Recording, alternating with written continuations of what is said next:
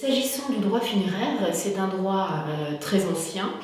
C'est un droit qui a été profondément modifié en 2008 et l'objectif de cette session, c'est de vous présenter d'une part les évolutions et d'autre part vous montrer concrètement comment s'effectuent les procédures de reprise.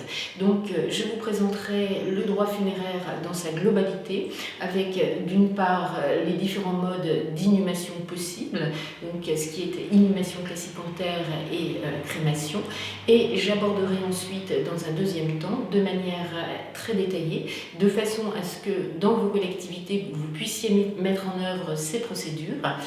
Trois procédures spécifiques. La procédure de reprise en terrain commun qui concerne les personnes dépourvues de ressources.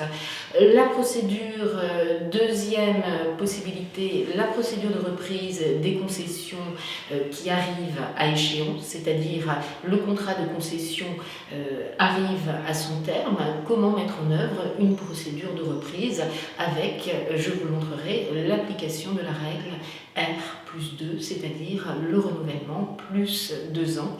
Et enfin, troisième et dernière procédure de reprise, la reprise des procédures qui concernent cette fois-ci l'état d'abandon, c'est-à-dire les sépultures funéraires qui, au sein des cimetières, sont excessivement dégradées et pour lesquelles le législateur a prévu une procédure spécifique, procédure qui d'ailleurs vient d'être modifiée dans le sens d'un allègement, puisque désormais nous passons d'un délai de 3 ans à un délai de 1 an. Donc l'objectif, c'est vraiment qu'une fois la formation achevée, vous puissiez de manière tout à fait autonome dans vos collectivités mettre en œuvre ces 3 procédures et finalement procéder à une gestion rationnelle de l'espace au sein du cimetière.